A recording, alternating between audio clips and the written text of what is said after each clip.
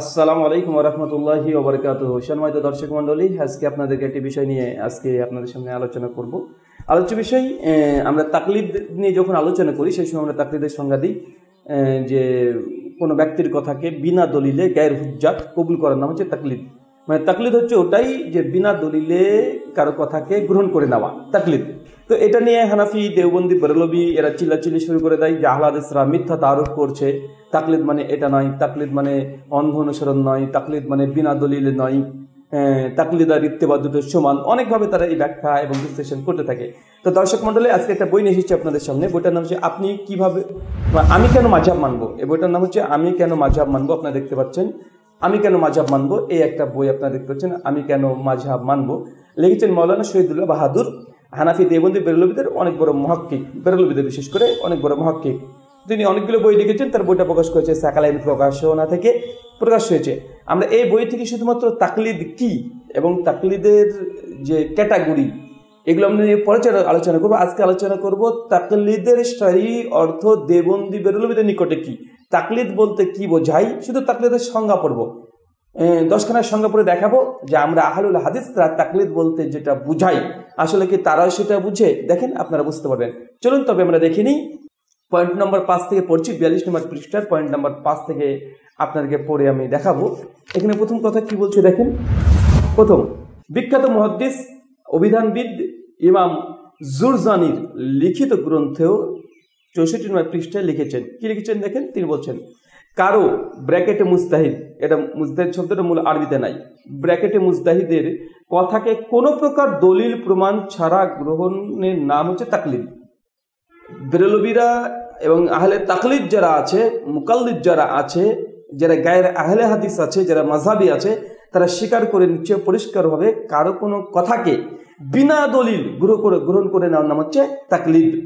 Point number 2, এরপরে আর একটা reference নিচ্ছে নবম শতকের মুজাদ্দিদ হাফেজুল হাদিস আল্লামা জালালউদ্দিন সুয়ুতী রাহিমাহুল্লাহ 911 হিজরিতে মৃত্যুবরণ করে।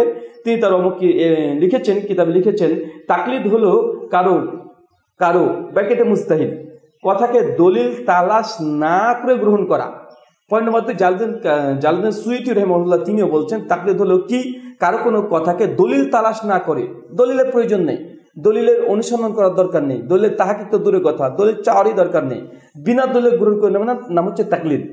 3 নম্বর সংজ্ঞা, ভাই এই আপনাদের আমরা বলি এই সংজ্ঞাগুলো কিন্তু আমরা দিই। স্বয়ং যারা মুকাল্লিদ, যারা আহলে তাকলিদ, যারা মাযহাবী, তারাই তাকলিদের সংজ্ঞাটা দিচ্ছে যে তাকলিদ মানে বিনা দলিলে কারো কথাকে গ্রহণ করে নেওয়া। আর মুকাল্লিদ যখন বলে তাকলিদ মানে এটা নয়, ইমাম মুজতাহিদের কাছে দলিল আছে, সে দলিলের ভিত্তিতে আমরা মেনে নেওয়া, এটা সম্পূর্ণ মিথ্যা এবং ভুল কথা। চলেন এরপরে আরো একজন কাজী শাওকানির কিতাব থেকে তারা দলিল পেশ করেছে এবং সেখানে তারা কি বলছে দেখেন। 5 নম্বর পয়েন্টে কোন আহলে ইলম বলেছেন তাকলিদ হচ্ছে কোনো দলিল প্রমাণ ছাড়া অন্যের মত অনুযায়ী আমল করা, অর্থাৎ এখানে হুজ্জত মনে করার হচ্ছে বক্তব্য। মানে তাকলিদ কি, কোনো দলিল প্রমাণ ছাড়া, কোরআন হাদিস ছাড়া একজন ইমামের কথাকে দলিল মনে করে মেনে নেওয়ার নাম হচ্ছে তাকলিদ। এরপর দেখেন, অবশ্যই আল্লামা ইবনে হাজার এখানে বানানো ভুল লিখেছে, সে যাই হোক, তিনি তার তাকলিদ প্রসঙ্গে তিনি সংজ্ঞা কি দিয়েছেন, বলছেন অবশ্যই দলিলবিহীন অন্যের কথা আমল করা। মানে এখানেও বারবার বলা হচ্ছে যে দলিলবিহীন অন্যের কথাকে গ্রহণ করার নাম হচ্ছে তাকলিদ। আসেন আমরা 7 নম্বর দেখি। ইমাম ইবনে কুদামা রাহিমাহুল্লাহ তিনি কি বলছেন, হুজ্জত ছাড়া অন্যের কথা গ্রহণ করার নাম হচ্ছে তাকলিদ। হুজ্জত ছাড়া মানে দলিল ছাড়া কারো কথাকে গ্রহণ করে নেওয়া হচ্ছে তাকলিদ। বারবার একই সংজ্ঞা দিচ্ছে। দর্শক মণ্ডলী, এটা আপনাদেরকে এই জন্য নোট করতে বলছে, এটা কিন্তু আহলে হাদিস তার সংজ্ঞা দিচ্ছে না, বরং আহলে তাকলিদ মুকাল্লিদ যারা আছে তারাই বলছে তাকলিদ অর্থ হচ্ছে বিনা দলিলে কারো কথাকে গ্রহণ করে নেওয়া, বিনা দলিল তালাশ না করে কারো কথাকে গ্রহণ করে নেওয়া হচ্ছে তাকলিদ। তো এই তাকলিদ জায়েজ হতে পারে কিভাবে? পবিত্র কোরআন মাজিদে আল্লাহ সুবহানাহু ওয়া তাআলা বলছেন ফাসালু আহলা যিকরি ইন কুনতুম লা তা'লামুন, যদি না জানো আহলে যিকরের নিকটে জিজ্ঞাসা করো। আল্লাহ সুবহানাহু ওয়া তাআলা বলছেন পবিত্র কোরআন সূরা বাকারা আয়াত নম্বর 111, ক্বালু লা ইয়াদখুলুল জান্নাতা ইল্লা মান কানা ইয়াহুদা নাসারা, যে ইহুদি খ্রিস্টান তারা বলে যে আমরা ছাড়া কেউ তারা জান্নাতে যেতে পারবে না। আল্লাহ বলছে তিলকা আমানিয়াহুম, এটা তাদের মিথ্যা আশা, ভ্রান্ত ধারণা। কুল, হে নবী আপনি তাদেরকে বলে দেন হাতুবরানাকুম ইন কুনতুম সাদিকিন, যদি সত্যবাদী হয়ে থাকে প্রমাণ পেশ করো। ইসলাম হচ্ছে প্রমাণের নাম, দলিলের নাম, দলিল তালাশ করতে হবে, দলিল থাকবে না মানে দলিল তালাশ করতে হবে। আল্লাহ নিজে হচ্ছে ফালাম, প্রথমে জ্ঞান অর্জন করো, আনা লা ইলাহা ইল্লাল্লাহ ফাবুদিনী, আমি যে তোমাদের আল্লাহ, এই বিষয়ে তোমরা জ্ঞান অর্জন করো। তো সম্মানিত দর্শক মণ্ডলী, ইসলাম হচ্ছে দলিলের নাম, আর তাকলিদের সংজ্ঞা কি? দলিলবিহীন কারো কথাকে গ্রহণ করে নেওয়ার নাম। এ থেকে প্রমাণ হয়ে যায় যে তাকলিদ এটা শরীয়তে কখনো জায়েজ নয়। চলেন তাকলিদের আরো কিছু সংজ্ঞা আমরা দেখে নিই, তারা কি বলছে। এরপর নিয়ে এসেছেন আব্দুল হামিদ, শেখ আব্দুল হামিদ, তার একটা তাকলিদের সংজ্ঞা নিয়ে এসেছে। এখানে বলা হচ্ছে হুজ্জত ছাড়া অন্যের কথা গ্রহণ করা, যে বিষয়ে দলিল প্রকাশ্যমান নয় সেটাও তাকলিদ। মানে দলিলবিহীন কোনো কথাকে অস্পষ্টভাবে গ্রহণ করে নেওয়ায় এটার নামও তাকলিদ তারা বলছে। চলেন বিখ্যাত অভিধানের কামিসুল ফিকহ এইখানে কি বলছে তারা নকল করেছে। একই কথা বলা হচ্ছে এখানেও, যে ফুকাহা কেরামের দৃষ্টিতে কোনো হুজ্জাত বা দলিল সম্পর্কে পরিচয় না জেনে অন্যের কথাকে গ্রহণ করার নাম হচ্ছে তাকলিদ। ঘুরে ফিরে একই অর্থ আমরা যেটা দিয়ে থাকি। এরপর দেখেন তাকলিদ বলতে আল্লামা আবুল বাকা হানাফি 1094 তিনি তাকলিদ প্রসঙ্গে তিনি কি লিখছেন, তিনি বলছেন তাকলিদ হলো কারো অভিমতকে দলিল অন্বেষণবিহীন গ্রহণ করা। তাই সাধারণ লোকের কথা গ্রহণ করা যেমন তাকলিদ বলা হয়, অন্যের মুজতাহিদের কথা গ্রহণ করাকে তাকলিদ বলা হয়। পরিষ্কারভাবে বলছেন যে দলিলবিহীন কারো কথাকে গ্রহণ করে নেওয়ার নাম হচ্ছে তাকলিদ। এবং নওয়াবী রাহিমাহুল্লাহ কি বলছেন দেখেন, ইমাম নওয়াবী বলছেন তাকলিদ হলো মুজতাহিদের ইজতিহাদকে গ্রহণ করা।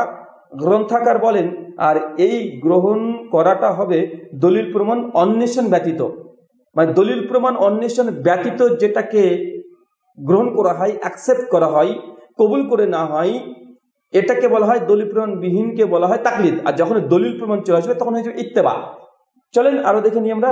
বিশ্ববিখ্যাত মুফাসসির আল্লামা ইসমাইল হাক্কি রাহিমাহুল্লাহ তিনি কি বলছেন, তাকলিদ হলো কোনো মুজতাহিদের অভিমতকে বিনা দলিলে গ্রহণ করা। এটা তাফসিরে আপনার রুহুল বায়ান 4th খণ্ড 191 পৃষ্ঠা, দারুল ফিকর ইলমিয়া থেকে, দারুল ফিকর ইলমিয়া বৈরুত থেকে ছাপা। তো দর্শক মণ্ডলী, আপনাদেরকে আমি এখানে 12খানা প্রায় 10খানা আপনাদেরকে আমি সংজ্ঞা দেখালাম। এগুলো আপনার এই বইটা থেকে দেখালাম। আপনাদেরকে বলার উদ্দেশ্য হচ্ছে এইটা, যে তাকলিদ মানে হচ্ছে বিনা দলিলে। আর তাকলিদ আল কওলি গয়রি মিন গয়রি হুজ্জাতিন, কোনো ব্যক্তির কথাকে বিনা দলিলে গ্রহণ করে নাম হচ্ছে নাম তাকলিদ। আর এই তাকলিদের যে সংজ্ঞা, তাকলিদের যে সিফাত, যে দলিলবিহীন গ্রহণ করে নেওয়ার নাম। আর আল্লাহ কোরআনে বারবার হচ্ছে কুল হাতু বুরহানাকুম ইন কুনতুম সাদিকিন, সত্যবাদী হলে দলিল পেশ করো।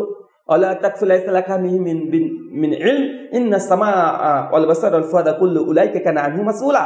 আল্লাহ বলছে যে বিষয়ে তোমার জ্ঞান নেই, ইলম নেই, তার পশ্চাতে ধাবিত হও না। মানে যেখানে জ্ঞান নেই, ইলম নেই, প্রমাণ নেই, দলিল নেই, পশ্চাতে যেও না। সূরা মানিস 36 আল্লাহ সুবহানাহু ওয়া তাআলা বলছেন। কিন্তু যে তাকলিদের সংজ্ঞাটা সম্পূর্ণ উল্টো, বিনা দলিলে কোনো কথাকে গ্রহণ করে নেওয়ার নাম হচ্ছে তাকলিদ। দর্শক মণ্ডলী, এর জন্য আমরা বলি তাকলিদ এটা কখনো কোনো সময় মানুষের জন্য বৈধ হতে পারে না। তাকলিদ চতুষ্পদ জন্তু জানার জন্য বৈধ হতে পারে, স্বাভাবিক।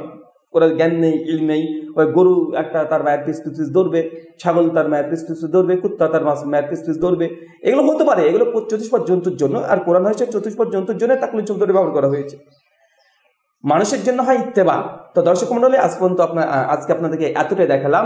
তাকলিদ শব্দটাই কোরআনের আয়াতের বিরোধী, হাদিসের বিরোধী, ইসলামী থিওলজির বিরোধী। তাকলিদ সংজ্ঞাটাই এটা জায়েজ হতে পারে কিভাবে?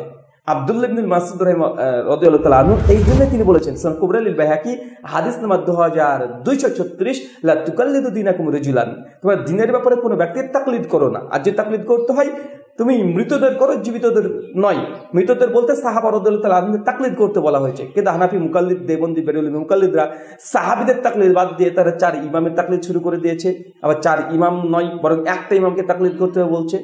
ইবনে মাসউদ রাদিয়াল্লাহু তাআলা বলছেন যদি তাকলিদ করতে হয়, ইবনে মাসউদ বলছে তোমরা তাহলে মৃতদের করো। মানে ইবনে মাসউদ এখানে উদ্দেশ্য আল্লাহ নবীর তাকলিদ করো অথবা সাহাবীদের তাকলিদ করো। কিন্তু মুকাল্লিদরা ইবনে মাসউদের ফতোয়াকে তালাক দিয়ে তারা বলছে যে না, সাহাবীদের তাকলিদ করা যাবে না, নবীর তাকলিদ করা যাবে না, বরং আবু হানিফা রাহিমাহুল্লাহ তাকলিদ করতে হবে, শাফিঈর তাকলিদ করতে হবে, আশরাফি থানভী এদের তাকলিদ করতে হবে।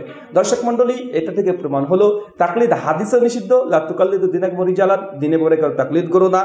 2 তাকলিদের সংজ্ঞা, তাকলিদের সিফাত, তাকলিদের যে বৈশিষ্ট্য, এই বৈশিষ্ট্যটা কোরআন হাদিসের বিরুদ্ধে, যেগুলো আমি দলিল পেশ করেছি। আজকে আমাদের আলোচনা এখানে শেষ করলাম।